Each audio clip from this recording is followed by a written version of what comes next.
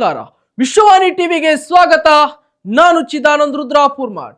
December 4ರಂದು ಹೈದರಾಬಾದ್ನಲ್ಲಿ ನಡೆದ ಪುಷ್ಪ 2 ಚಿತ್ರದ ಪ್ರೀಮಿಯರ್ ಶೋ ವೇಳೆ ಕಾಲ್ತುಳಿತ ಪ್ರಕರಣಕ್ಕೆ ಸಂಬಂಧಿಸಿದಂತೆ ಶುಕ್ರವಾರ ಬೆಳಗ್ಗೆ ಪುಷ್ಪ ಖ್ಯಾತಿಯ ಟಾಲಿವುಡ್ ನಟ ಅಲ್ಲು ಅಭಿಮಾನಿಗಳಿಗೆ ಶಾಕ್ ಆದಿತ್ತು. ಅಲ್ಲು ಅರೆಸ್ಟ್ ಎನ್ನೋ ಸುದ್ದಿ ತಿಳಿಯುತ್ತಿದ್ದಂತೆ ಫ್ಯಾನ್ಸ್ಗೆ ಆತಂಕ ಹೆಚ್ಚಾಗುವಂತೆ ಮಾಡಿತ್ತು. ಅನೇಕ ರಾಜಕೀಯ ಮುಖಂಡರು ಕೂಡ ಅಲ್ಲು ಅರ್ಜುನ್ ಬಂಧನವನ್ನ ಖಂಡಿಸಿದ್ದರು. ತೆಲಂಗಾಣ ಸರ್ಕಾರದ ವಿರುದ್ಧ ಆಕ್ರೋಶ ಹೊರಹಾಕಿದ್ದರು. ನಿನ್ನೆ ಮಧ್ಯಾಹ್ನ ಅರೆಸ್ಟ್, ಸಂಜೆ ಪೊಲೀಸ್ ಕಸ್ಟಡಿಗೆ, ಕೆಲವೇ ಕ್ಷಣಗಳಲ್ಲಿ ಬೇಲ್, ಇಂದು ಮುಂಜಾನೆ ಬಿಡುಗಡೆ. ಹೀಗೆ ಒಂಥರ ಸಿನಿಮಾ ಶೂಟಿಂಗ್ ರೀತಿಯಾಗಿ ಹೋಯಿತು ಅಲ್ಲು ಅರ್ಜುನ್ ಬಂಧನ.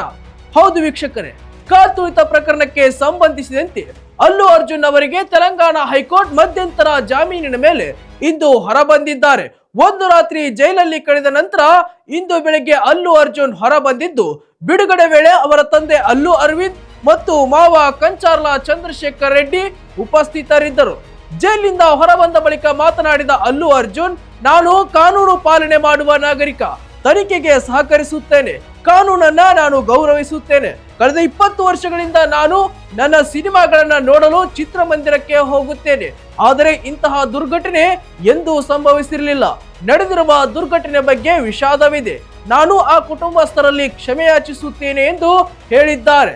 ಇನ್ನು ಅಲ್ಲು ಅರ್ಜುನ್ ಪರ ವಕೀಲ ಅಶೋಕ್ ರೆಡ್ಡಿ ಮಾತನಾಡಿದ್ದು, ನಿನ್ನೆ ತೆಲಂಗಾಣ ಹೈಕೋರ್ಟ್ನಿಂದ ಆದೇಶದ ಪ್ರತಿ ಪಡೆದರೂ ಜೈಲು ಅಧಿಕಾರಿಗಳು ಬಿಡುಗಡೆ ಮಾಡದ ಕಾರಣ ಅಕ್ರಮ ಬಂಧನ ಎಂದು ಕಿಡಿಕಾರಿದ್ದಾರೆ.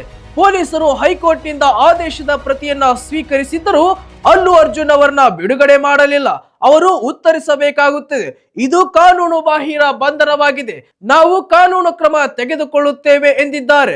ನಂತರ ಅಲ್ಲು ನೇರ ತಮ್ಮ ನಿವಾಸಕ್ಕೆ ತೆರಳಿದರು. ಅವರನ್ನ ಅವರ ತಾಯಿ, ಪತ್ನಿ, ಮಕ್ಕಳು ಸೇರಿದಂತೆ ಕುಟುಂಬಸ್ಥರು ಸಂತೋಷದಿಂದ ಬರಮಾಡಿಕೊಂಡಿದ್ದಾರೆ. ವೀಕ್ಷಕರೇ, ಇದಾಗಿತ್ತು ಇವತ್ತಿನ ಸ್ಪೆಷಲ್ ಸ್ಟೋರಿ. ಮತ್ತಷ್ಟು ವೈವಿಧ್ಯಮಯ ಸುದ್ದಿಗಳಿಗಾಗಿ ವಿಶ್ವವಾಣಿ ಟಿವಿ ಮತ್ತು ವಿಶ್ವವಾಣಿ ಟಿವಿ ಸ್ಪೆಷಲ್ ಚಾನೆಲ್ ಅನ್ನ ಸಬ್ಸ್ಕ್ರೈಬ್ ಮಾಡಿ. ನಮಸ್ಕಾರ.